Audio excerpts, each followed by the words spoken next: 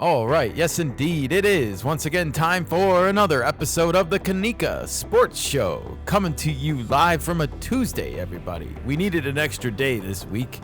I'm your host, Kenny, and I am joined once again by the one, the only. She is the Polish princess of baseball. Nikka, everybody, and she is my lovely co-host and my beautiful wife. Welcome to the show, Nikka. Thank you, Kenny, and thank you for our returning and new listeners to coming back to this show. We do have a great show, as Kenny says to me every morning. Absolutely. We have a great show today. It is 30 days until the opening day for 2025. Pretty exciting stuff. We got up early today to watch World Baseball Classic live from Taipei, Taiwan. It was Chinese Taipei playing in Taiwan against Spain today. It was a heartbreaking loss for Spain. We're going to be talking about that in a minute. Spring training, as I mentioned, is in full swing. Since we last spoke with everyone, we've now seen Juan Soto in a Mets uniform for the first time. We've seen Alex Bregman in his new Red Sox red and navy uniform, I guess. And both of them went yard in their first spring training at bats. Everybody, welcome to your new teams. Things are otherwise relatively quiet in Boston. I haven't heard anything about that big civil war over third base that was brewing in the media last week. Nikka, have you heard anything? No, there've been crickets everywhere. You can hear the crickets. You know, this sort of has the makings of a classic media BS made-up story, doesn't it? It really does. They willed it to existence, the drop. Yeah. And now crickets. Yeah. The Red Sox brass may never have intended Bregman to play third base. It could have just been all the knuckleheads like Ken Rosenthal's of the world, who admitted, by the way, that he was like, yeah, my first thought was like, of course Bregman should play third. He won a Gold Glove. Devers is a weakness. And it's like, yeah, but he's also the captain of a team. Oh, he's a captain? I didn't know that. Well, I mean, he's like their clubhouse leader, I would say. He's their most accomplished player, and he's got the longest contract. Exactly. So that speaks to the talent and the fact that he's there for a while. He's parked, and he got the money. Like, that matters. I think they just looked at Alex Bregman, that he won the Gold Glove, so he's a better defender. Therefore, that's his position from now on, and that's not the case. Yeah, I mean, when you have teammates saying, no, Devers is our third baseman, you're in a bad place if you're the upper management and you have other ideas. So who knows? This could have been a made-up media story. It might not have been, but either way, Bregman's playing second base for now. I'm not saying he's not going to play third or ever give Devers a day off or something, but yeah, I don't think Devers is moving. Yeah, I don't think so either. And I don't think he's getting traded either. That may come later, but we'll wait and see. Yeah. The Red Sox want to compete this year. I mean, they got loaded with pitching. They are loaded with new Bregman. So they want to compete, and the Yankees are kind of vulnerable. Let's see how it all plays out in the first few months.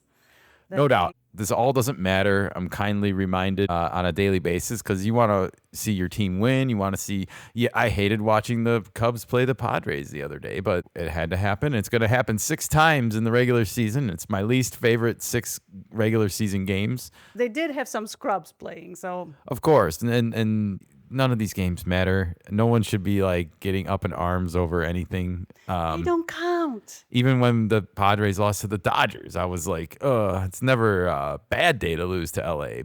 Well, the sights and sounds of spring training are also featuring some new players in new uniforms. Pitchers are the main feature, what I'm getting at.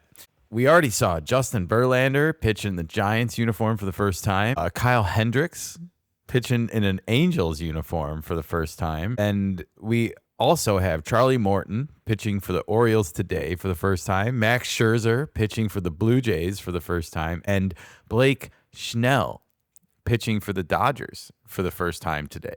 So all around, fun, exciting things are happening in spring training. Speaking of those Cubbies, They're singing, go, Cubs, go!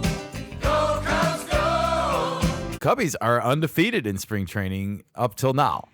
They do play later today. I can't speak to when this podcast is going to get posted and whether they'll win or lose. So if we jinxed them just now, I'm sorry, everybody. I'm sorry. It's only spring training. It's only spring training. Just remember what I just said. And speaking of spring training, Fernando Tatis Jr. Can you hear the drums, Fernando? has yet to play in spring training. He's been out sick apparently, and sniffles.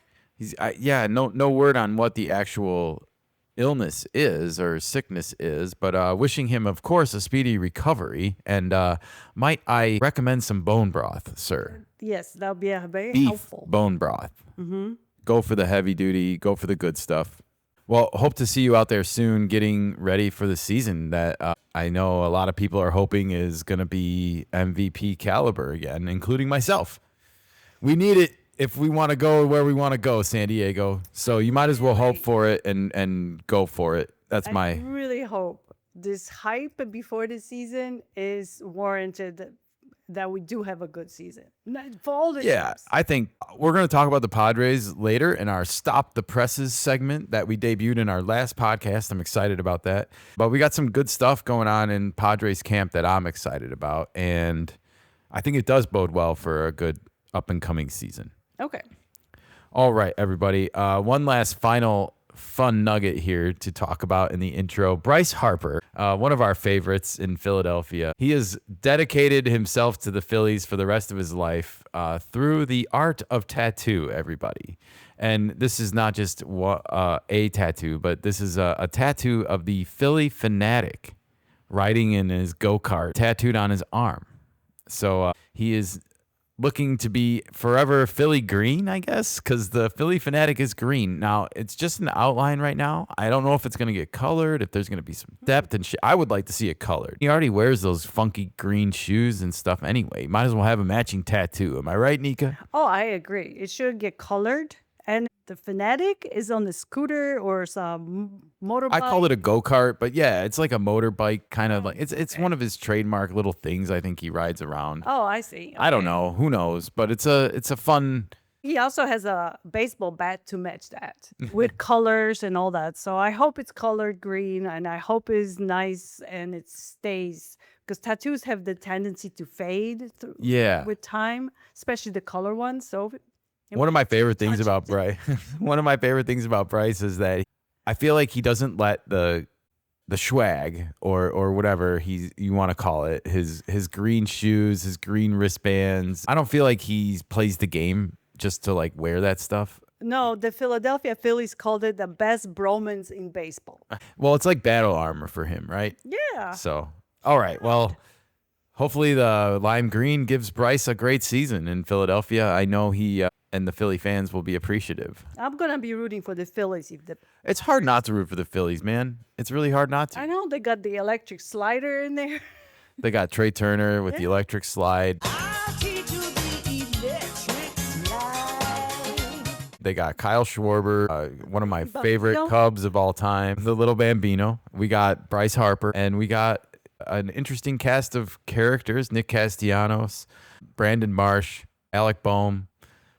Could keep going, but I'm out. JT Realmuto. Yeah, they have some talented players on. They definitely do. They definitely have some talented guys, and they did spend a lot of time getting their back end pitching taken care of. So Phillies aren't going away. The Braves are trying to be back. The Marlins are there, but the Nationals are better.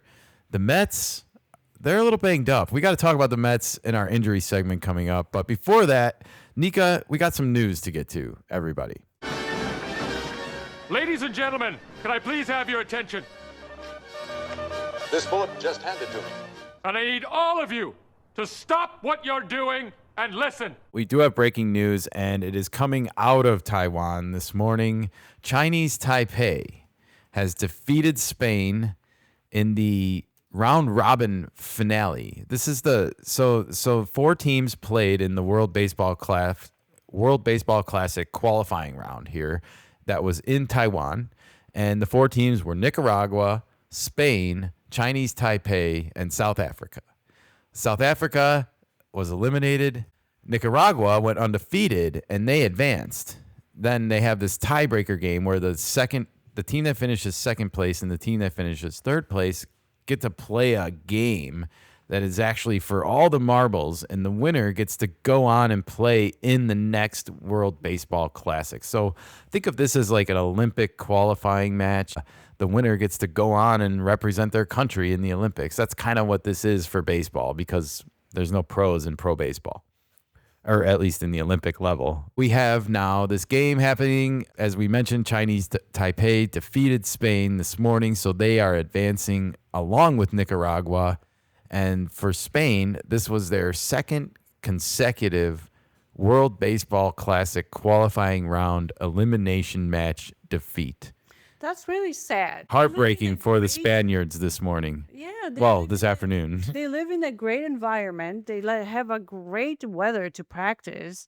I just don't think they have enough exposure to baseball throughout the whole year to be a team that can be challenging other teams. Well, South Africa, when you watch them play, you could tell that they are what they are. They're amateurs. These are men that work different jobs than playing professional baseball. They just happen to be representing their country in the best of what they can offer. So it's like a amateur, high-end Yeah, amateur. I mean, to get to where they got to is an accomplishment almost. But the Spain team is a professional team in Europe. It is. And they are the defending European League champions. By all intents, this was an upset.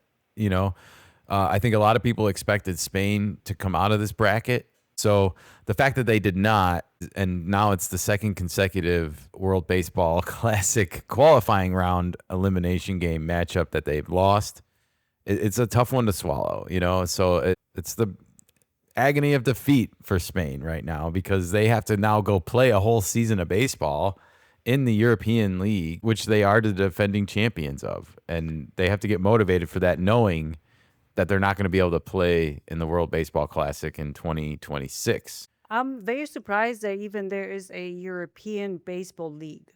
And I know you are, Nikka. I am very surprised. I never heard And it's of great. it. It's good that there is. And there's another team in that league, Germany, that is also about to take part, I should say, in their own World Baseball Classic qualifying round, because there's 4 more teams that have their own elimination going on starting on March. That's Brazil, China, Colombia, and Germany. Well, you have an interesting nugget about Team Germany, which is that one of their pitchers is the son of Andre Agassi and Steffi Graf, the 2 professional tennis players. That's correct. And he was born in Las Vegas, but because of his parents being German, Right. he is playing for Team Germany as a Correct. pitcher, and he always wanted to be a pitcher. What's his name? His name is Jaden Agassi. Jaden Agassi, representing Team Germany, everybody, next week in this World Baseball Classic qualifying matchup. I'm going to be watching just to see him pitch. I'm excited about that. He's 23 years old and graduated Southern California. That's interesting. I love how they let second-generation players represent their parents' countries, and just to kind of show where they come from a little bit. And He started playing baseball when he was 6 years old yeah. instead of tennis. Well, but he's from America, so it makes sense. That's when I started playing baseball. No, but your parents are like renowned tennis players. Well- and you go, I want a baseball. Who knows? It's great. I'm excited for Team Germany. I want to see if they have any future Honus Wagners in their lineup, everybody. Let's go back to 1900 again. All right. Come on, Team Go Germany. We got a fun little nugget about Team Colombia, too, coming up in our rumors segment. I know, crazy. And I'm also excited to see Team Brazil, just to mix it up. I don't remember Team Brazil being in the World Baseball Classic, and Brazil's always known for soccer. So Yeah. to see them in baseball, and I want to see those like navy blue, yellow uniforms, right? Isn't that Brazil's colors, or green and gold? Yes. Okay, so we'll see what kind of colors they rep. But I think everyone thinks of Brazil and they think fun colors, Rio, and so I want to see it on the baseball field a little bit. I want to see what they bring to the table. The same applies to Spain when you think about it. It's Yeah. mostly soccer.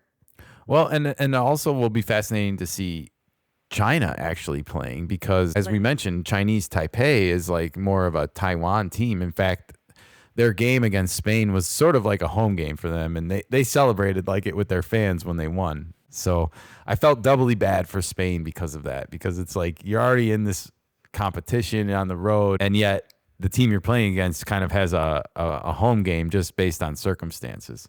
That's tough.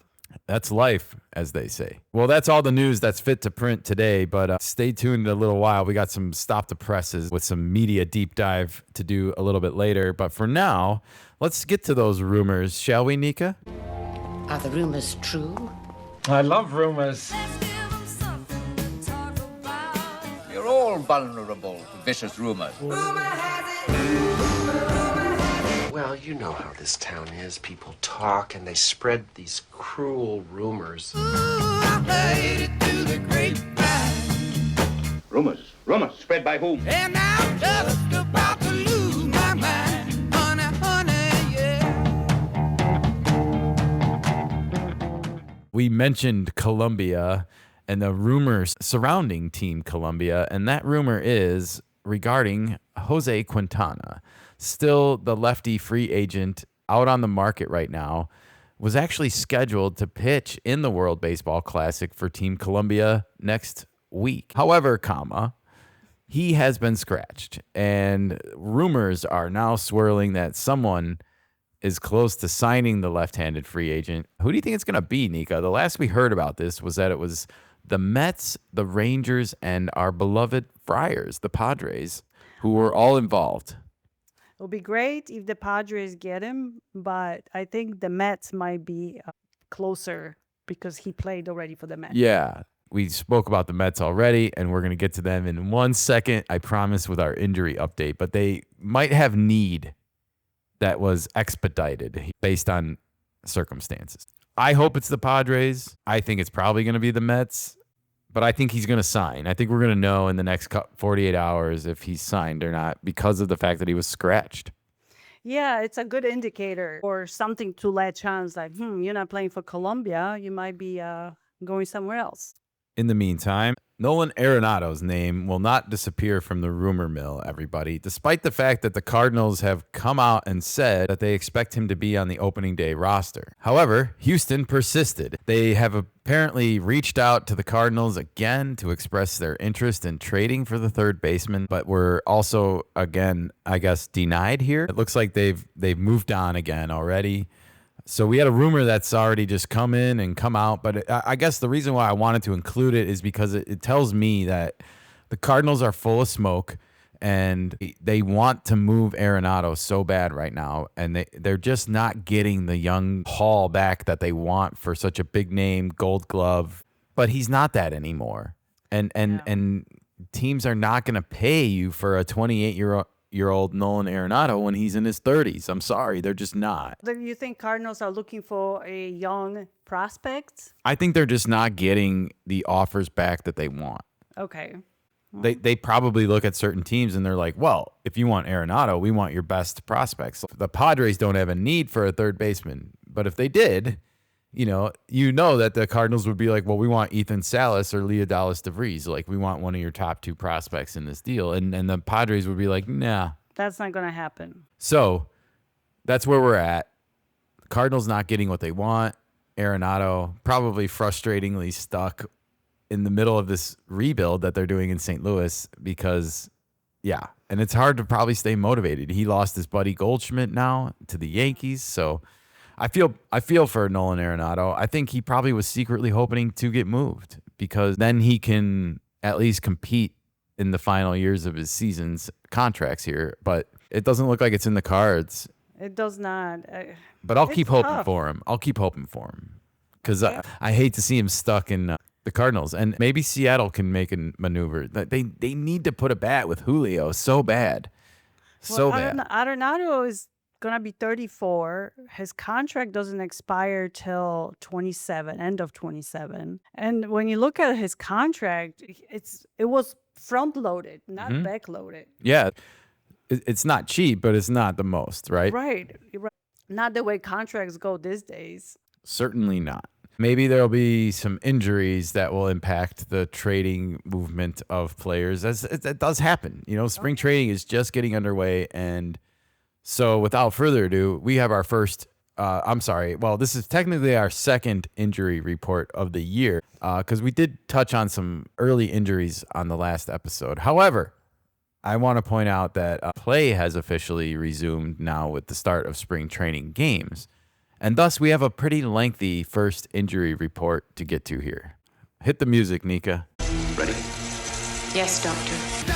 Doctor, give me the news. I must confess, you have an astonishingly good idea there, Doctor. Damn it, man, I'm a doctor, not a torpedo technician. Dr. Harris.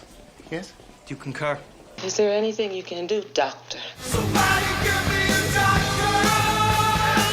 Somebody give me a doctor. All right, well, the first team I want to get to here is the New York Mets, who are got to be reeling right now. And in fact, we're just going to kick this off by playing a little clip from the Rich Eisen show, everybody. They posted this on YouTube yesterday. His first at-bat as a Met, Juan Soto goes opposite field. I mean, just tomahawk that thing. Gone. A gajillion miles. My buddy Steve, I grew up with, he's a diehard Met fan. I'm like, he sends me and all the Yankees fans on a text as soon as Soto goes yard. And I'm like, who's your pitchers? Sean Manaea and Senga. Okay. Yep. And Clay Holmes. And Manaea just gets shut down. 3 great innings. Clay Holmes pitched 3 great innings. That's great. Enjoy him. My God. Enjoy him. Enjoy him. Plan on it. And so I said to him, who are your guys, Manaea and Senga? And he goes, yeah, they're sufficient. And I'm like, I can't wait to see who's going to win the Sufficient Young Award this year. Thanks for bearing with us through that. That was kind of funny. And he touched on Juan Soto hitting the home run, but then he got quickly into these 2 injuries. So let's get to it. Frankie Montas has a lat strain. He's being shut down like 6 to 8 weeks. He's like no throw, nothing. He's not getting loose now, so no spring training, and then he's not going to be ready. He's going to be basically starting his spring training as the season starts or after. Oh yeah, he's gonna be on a 2-month delay. This is like this year's version of Blake Snell and Jordan Montgomery, kind of, without the contract, because he did sign early. So hard probably for the Mets to swallow. Well, it didn't get any better because they re-signed Sean Manaea, and he showed up and got an oblique injury now. Rich Eisen mentions that Manaea is still available. Yesterday, after they posted this clip, Manaea goes down with an oblique injury. It's a epidemic at the Mets with the pitching at the moment. He says, the Mets say he's not going to be ready until the end of April to potentially be taking the mound. So they're starting the season without 2 of their free agent pitching signings. This is why I think we said that the expedited move for Quintana might be happening on the New York Mets side of things. I would love for it to be the Padres, guys, but I think it's going to be the Mets here because of this. Well, there's our other pitchers left. Lance Lynn is still left. I'm sure there are other ones I can't think of at the moment. When you pay $750 million in change for a player like Juan Soto, every year you have to compete, kind of. Oh, yeah. You're putting yourself into that. You can't just phone it in right now.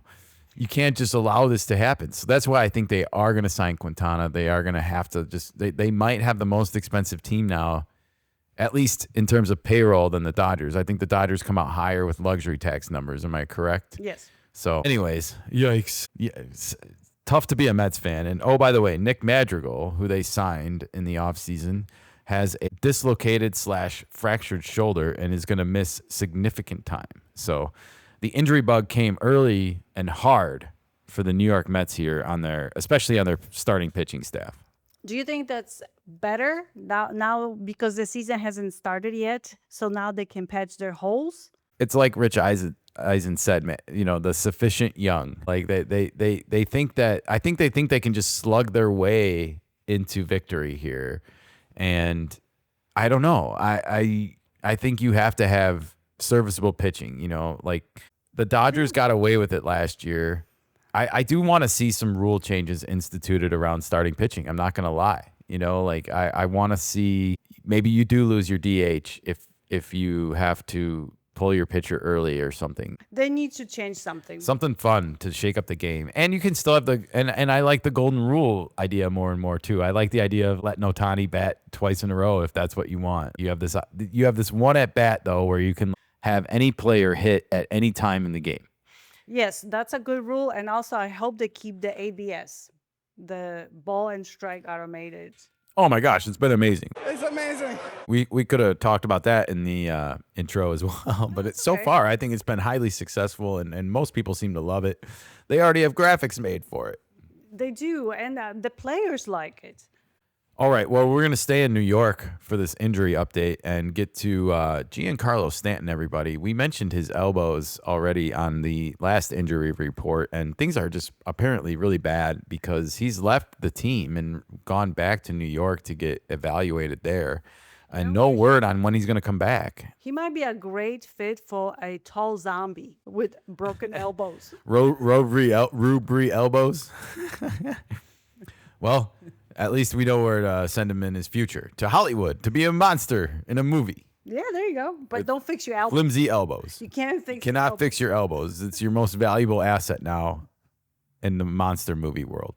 Maybe. All right. I bet Yankees fans wish Giancarlo Stanton was starring in a monster movie hitting home runs in the Bronx, but it looks like that's going to be temporarily on hold. The Rangers... youngster in his second season, Wyatt Langford, has a mild oblique strain, according to Bruce Bochy. He's going to be out 5 to 7 days. I think this is already about halfway over, but I wanted to kind of point out that the Rangers seem to have bad luck with young players coming up in their system getting injured.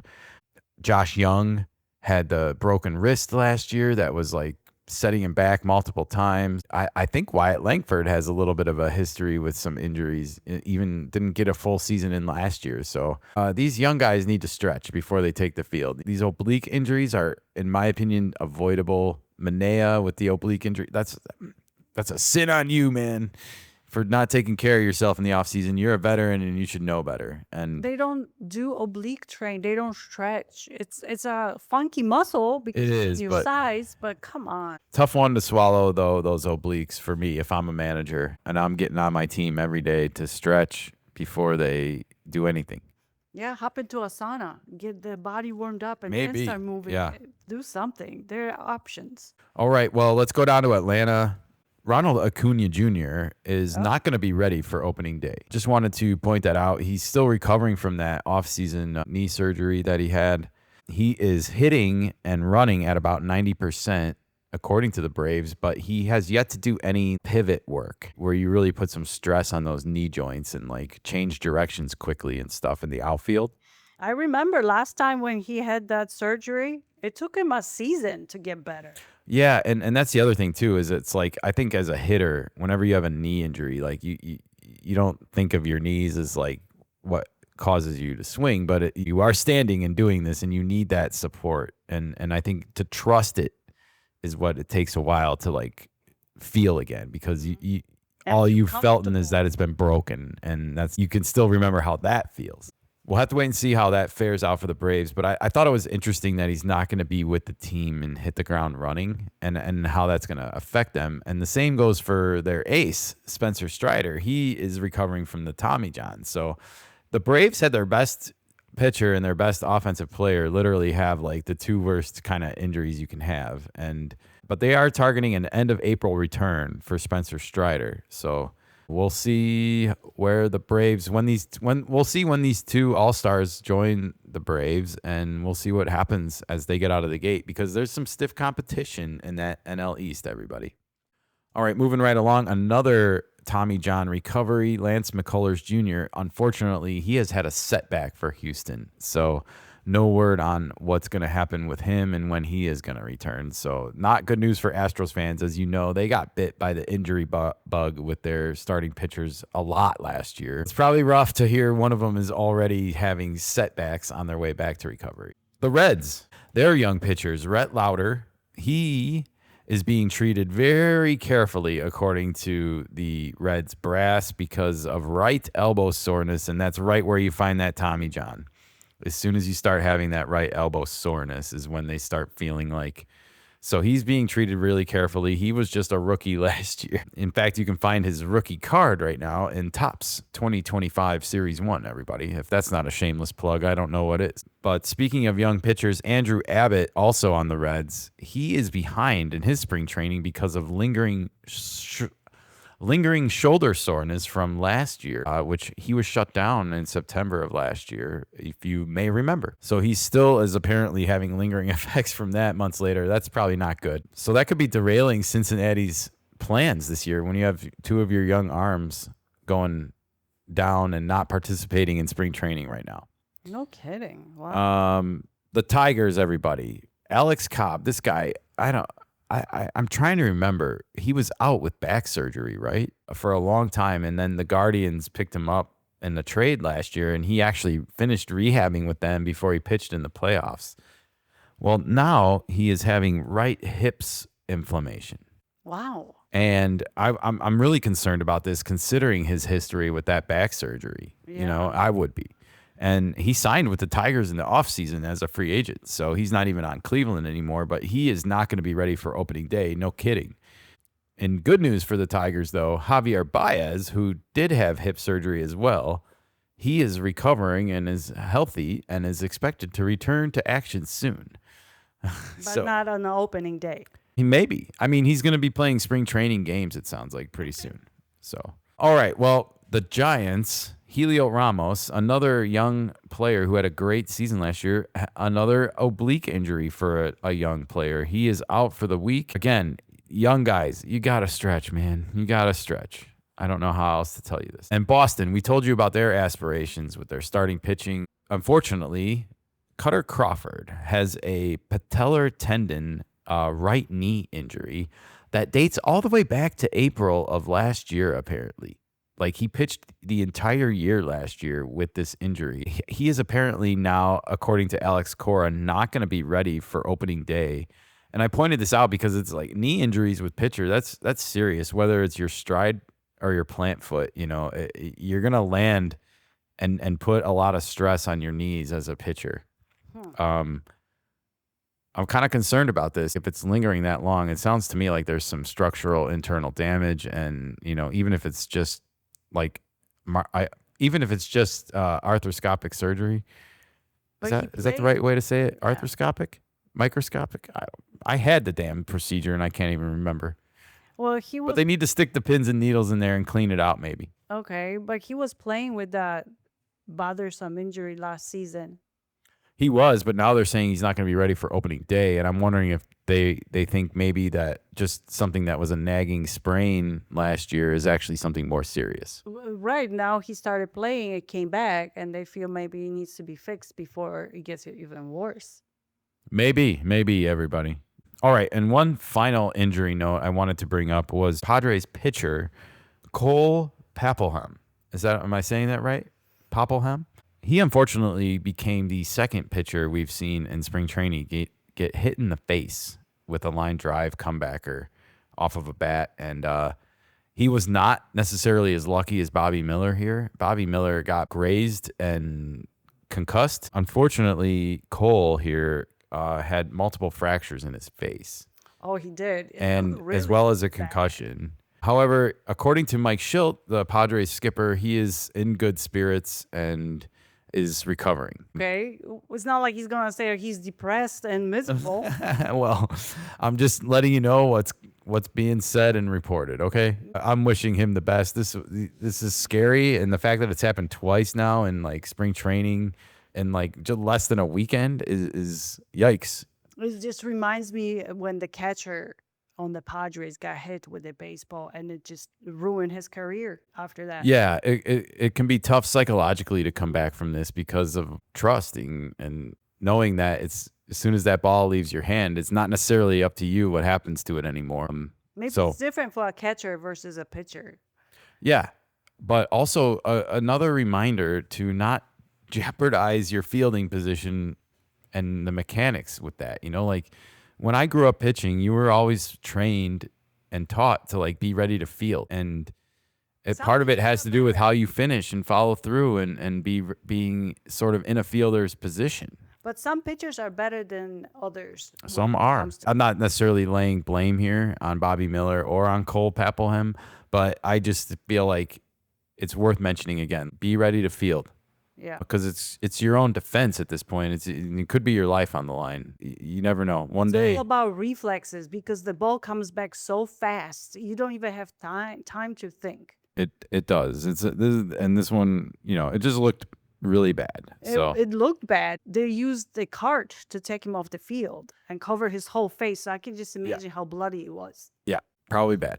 So wishing him all the best and a speedy recovery, of course. Yeah. So, all right. Well, I think that's all the injuries I got for this long and lengthy injury update, but that's what we're here for, guys. We got to keep you informed because I know you can't follow all 30 teams right now through spring training, and we barely can too, but these were the big major injuries we saw. If we missed anything, feel free to let us know and tell us that we suck.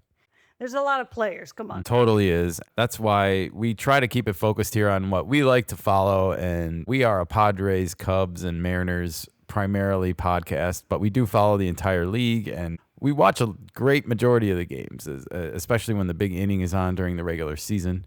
And I'm excited for the upcoming season because I know there's going to be a lot of shocks and surprises along the way. It never fails. It never does. And we didn't have baseball for so long, so now we're getting overloaded with baseball because of the spring training, the World Classic. Yeah. Now the season's going to start, so the baseball is coming everywhere. 100%. And it's making me excited and ready for more games. In fact, there's games on right now happening in spring training in Florida. And we have about an hour left to go before the Cactus League games get going today in Arizona. Well, it was 4 games in Florida got canceled yesterday. That was kind of funny, too. It's like, oh, really? Yeah. Yeah, you don't get that in Arizona. Oh. And we're kind of lucky. So And also, the fields are so much closer together when you drive to them in Arizona versus Florida. yeah, it looks a lot more spread out. But hey, those teams are free to move to Arizona whenever they wish. Well, we have some deep dives to get to here in the media, and it's time for Stop the Presses, everybody. Stop the press. Listen, I'm sorry about what I said. I was being an idiot.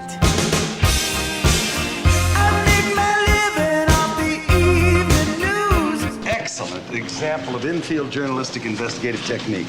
Therefore, your heinous comment will be stricken from the record. I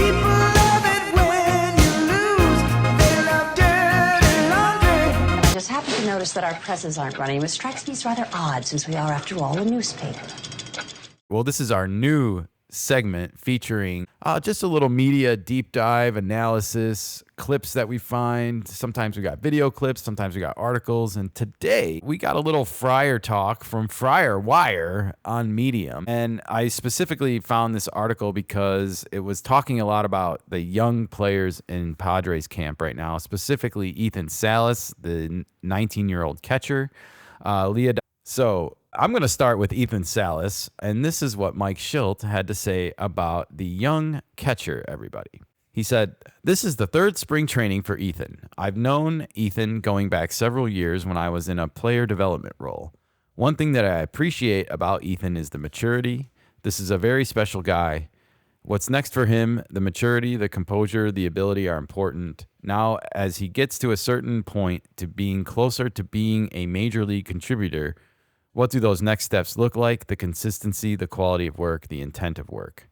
I think Ethan is in a good place trending toward that. I'm excited for him and for us. I think he'll be ready from a physical maturation standpoint. There's a feeling out process that will continue to take place throughout his career. He's 19. How he takes care of his habits is probably one of the bigger things that takes place off the field.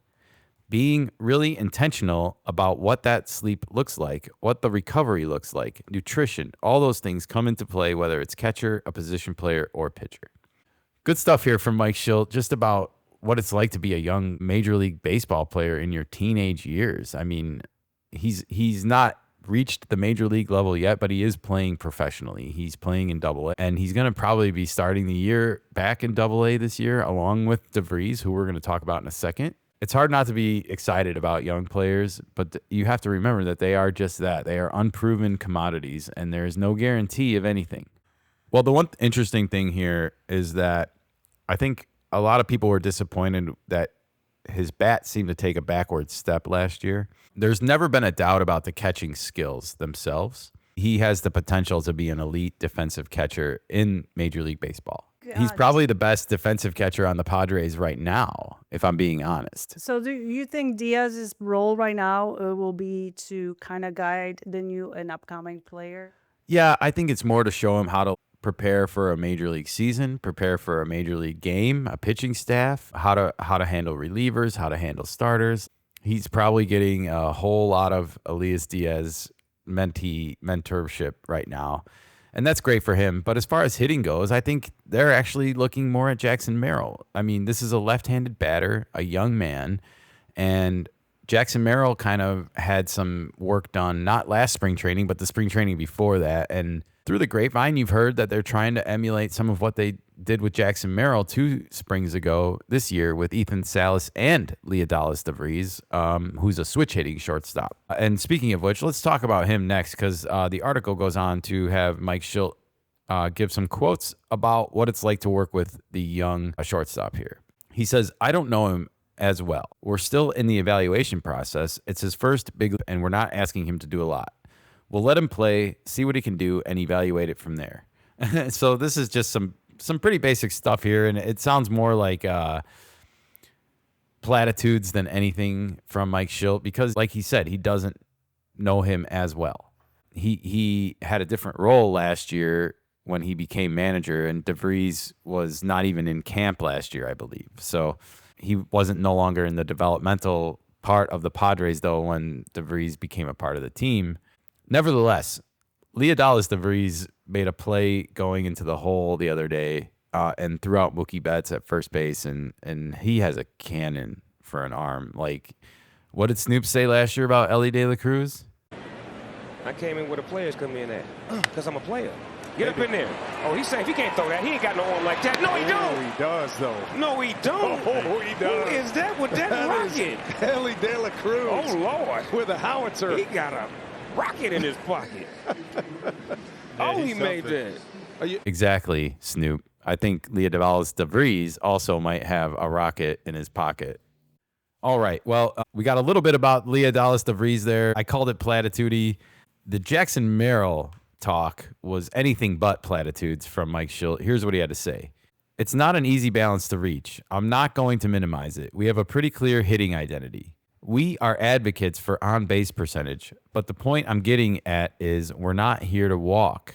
We're here to hit. But we don't end the sentence there. We're willing to take our walks. Get a really good pitch to hit and swing at it. That's what we're trying to get all our hitters to do, including Merrill. That's what Jackson is working on. I'm sure he'll be a little bit more successful against lefties, making sure they're in the zone and letting his ability take over, which is pretty amazing." As I said before I read this quote, this is a lot more interesting talk here from Mike Shildt because I love that he just said, we're here to hit. We're not here to walk.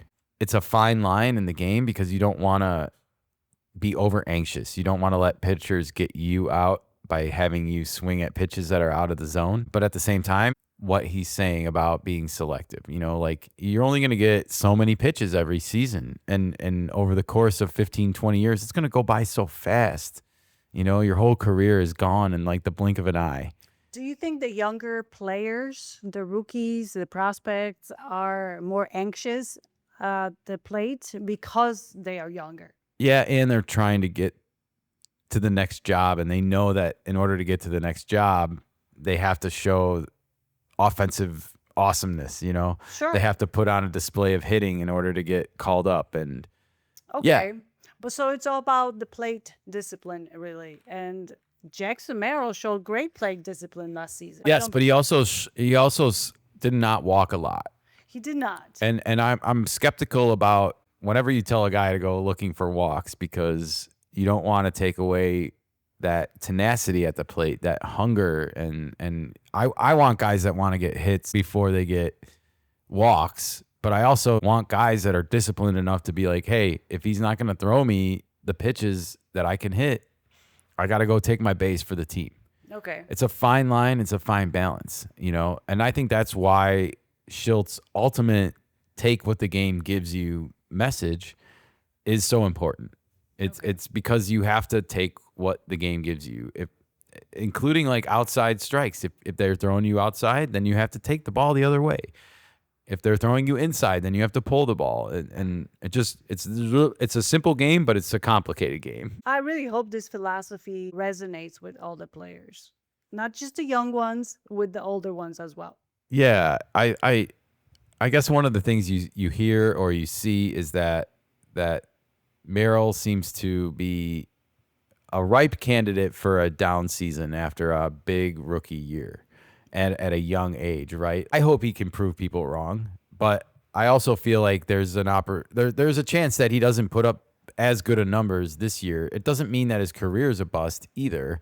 I guess my hope is they don't put too much crap in his head, that he starts thinking too much, because baseball is a game of reaction, and you cannot be thinking up there if you want to do well. And I guess I hate to see him mess with something that was already working. And I know you want to keep getting better and improving, and you should be talking about these things. But at the same time, I hope they don't take away what got him there in the first place. That's all.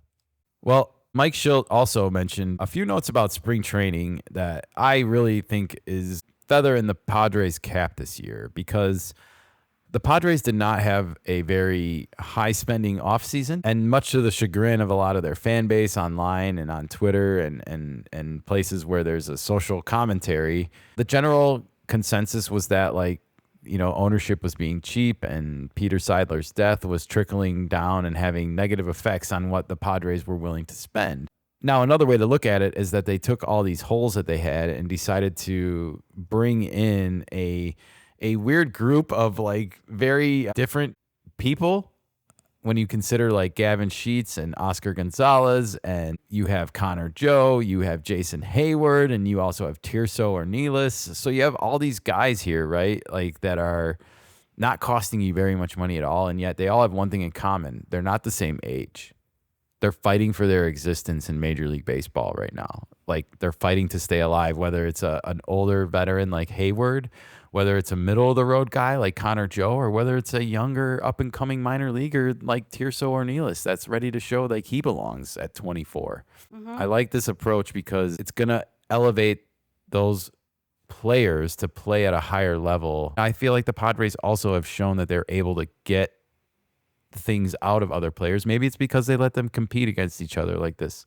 Potentially. And it also shows the AJ Preller creativity in acquiring players like this, instead of reaching for the most shiny object possible. Yeah, make no mistake about it. The Padres wanted Roki Sasaki on this pitching staff. They're not going to get him. That's okay. You know, life goes on. The creativity is and has been nice to see, you know, like, and a few weeks ago it was like King, Cease, and Darvish, and that was it. And now all of a sudden, you know, there's Nick Pivetta, there's Kyle Hart, the Korean baseball Cy Young Award winner last year. And then you have all this depth with Waldron and Randy Vasquez still. Guys that made spot starts for you last year and did a great job. I think the teams had a plan. The team had a plan, and they wanted to execute it. It doesn't matter what the media says. It doesn't matter what everybody else says. They had a plan that they wanted to follow. They did, and they know that they have this core together with Merrill, Tatis, Machado, Bogarts. Arise even is here still. There was talks that he was going to get traded. He has not been, and by all intents and purposes, he's not going to be. Everyone speaks as if he's going to be here, and I'm glad. And same with Cease. Cease was the hot trade target forever and ever. And then all of a sudden it's like, no, we're good. We're going to roll with what we got. I mean, this could very well be the same situation that Arenado is in, where like AJ could have dangled Cease out there and just not gotten the return that he wanted and said, you know what, screw it, let's go. Yeah. And went in other directions. And I guess at the end of the day, I like what they've done by making this about competition for these certain spots that we know are available. Left field, first base, even the DH spot to some degree is open. Now, Arise is going to play first or DH. That's going to happen. So, and he's probably going to play first more than not. But Gavin Sheets and Oscar Gonzalez, both big boys, both could play DH. Jason Hayward, Connor Joe, righty-lefty platoon in left field. That might be going on. Maybe if one of them goes down, you have Tirso waiting in AAA still, or maybe he becomes a trade piece for you for something else you need. Oh, it's good to have depth. It's good to have depth, and the Padres have depth. Here's what Mike Shildt said about the competition in spring training. This is competition. We always want to respect our teammates internally, but when you get out there, competitors compete regardless of the circumstances. We encourage and hold people accountable to the standard of doing. Yes, people showing up on day one and competing and getting after it. I think it's healthy. Day one was really fantastic. You expect the enthusiasm to be high. Most importantly, we talked about winning the offseason. We talked about taking care of business inside our own walls, and we were able to do that and enjoy the offseason. That was appropriate, but now it's time to go. All right, Mike Shildt, the manager of the skipper, everybody. One thing that stands out to me here, and I think the injury report today will reflect that, and I'm going to knock on wood as I say this. The Padres are healthy right now going through this spring training. Brian Hoeing and a couple people are dealing with some nagging stuff. Sean Reynolds has a stress reaction in his foot, but no muscle pulls or anything of that nature to go yet. And I think that's a good sign, that seeing as now we're past the 10-day mark as far as like when everyone's reported and been moving and doing baseball activities. So I think that's a good sign of things to come. And I think that the Padres, even though they had a heartbreaking end to the season last year, they have not taken their eyes off of what's important, which is that they want to win a championship for San Diego in the first one. That's a great goal. It is, of course. It's a admirable goal, and it's obviously the late owner's dying wish. So a lot of players that he signed and gave money to want to make that dream come true for him, even in death. Let's go. So let's do it. Let's keep it going. I'm all for that. All right. And speaking of which, we're going to have some milestones along the way, everybody, if we're going to do it. And yes, this is a special milestone segment because there are no milestones yet. Nikka, hit the music.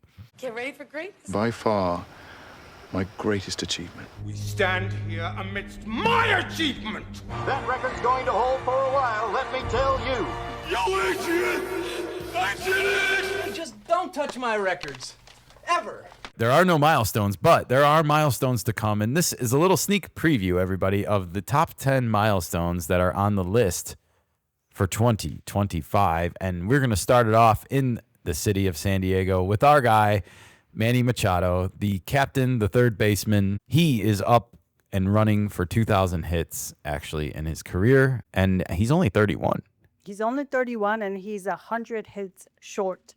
He is. He has 1,900 as of now. If he has a healthy season, everybody, he will most assuredly eclipse the 2,000 hit mark. And who knows? He might get close to 200 career home runs with the Padres. He already has 164, I believe. Kyle Schwarber, everybody, is 16 home runs away from 300 in his career. The little Bambino, everybody. All right. So you have Kyle Schwarber, but you also have Freddie Freeman and Manny Machado for 350. They're pretty close. Yeah. So, yeah, both of them, the home run watch is on, baby. There's few. Yeah. All right. I didn't have those last two, by the way. That's okay. My list was incomplete, apparently. That's what I'm here for. And we are all so very glad you are. Thanks.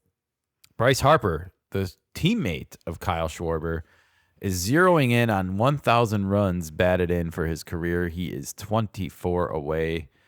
That is 976. And while we're in Philadelphia and Phillyland, we should mention the electric slide himself. Oh? Trey Turner, everybody. He has 300 stolen bases. I'm sorry. He has 279 career stolen bases.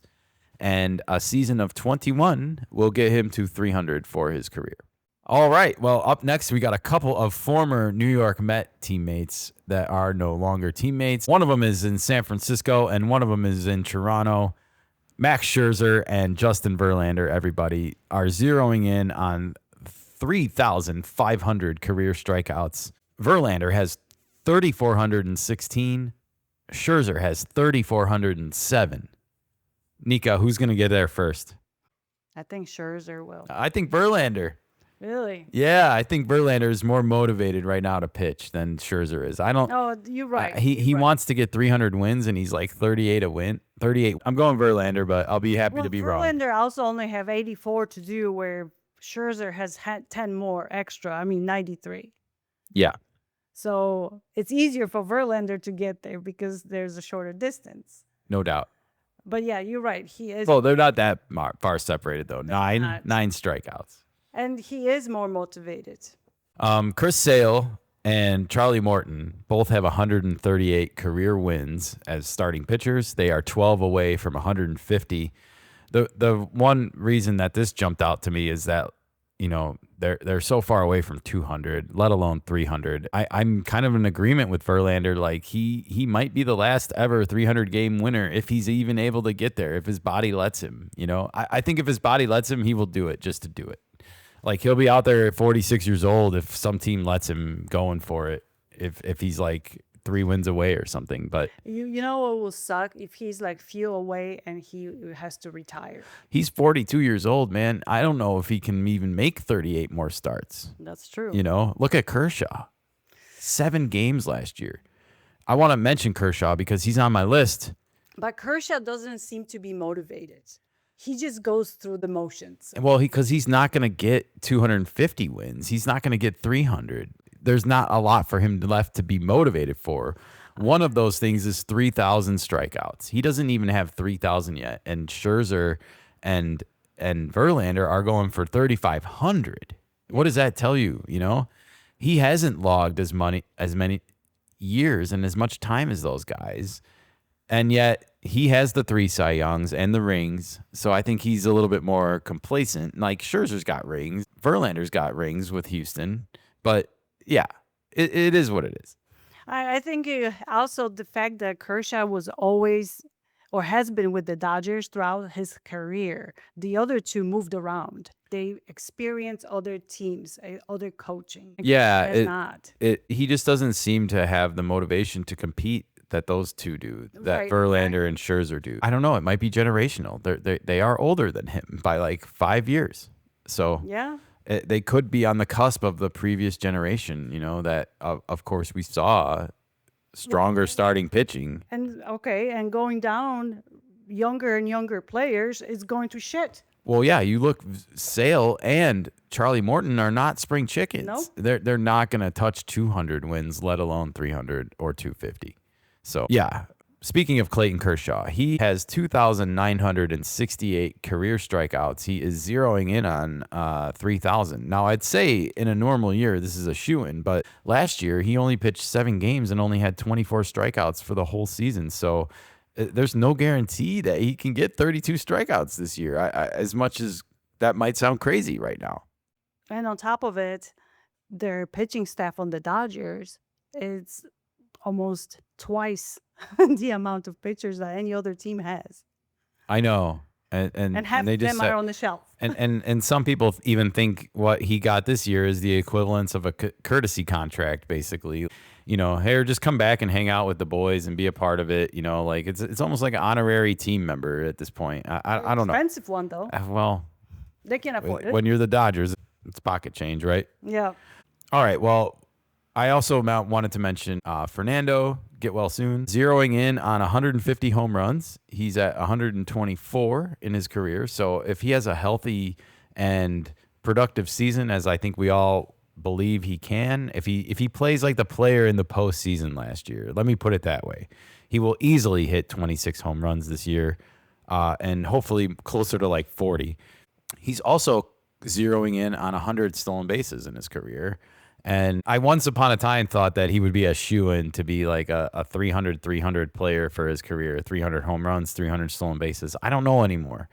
I don't know if the legs are going to slow down over time. He still runs incredibly well, but he also had that stress reaction in his femur last year. I know that the Padres want to see him on the field more often than not, and if that just means he'll be running less and less over time as far as stolen bases go, I would hate that because I want to see Fernando be Fernando forever and ever and ever, but I also know that, you know, guys get older and they don't stay the same. Yeah, it's true.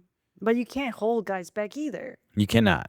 You got to let them loose. Spring them onto the world. All right. Well, one last milestone that I'm watching this year on the managerial side of things, everybody. Terry Francona, the new manager of the Reds, but also not a spring chicken in the managerial game. Terry Francona has 1,950 career wins as a manager.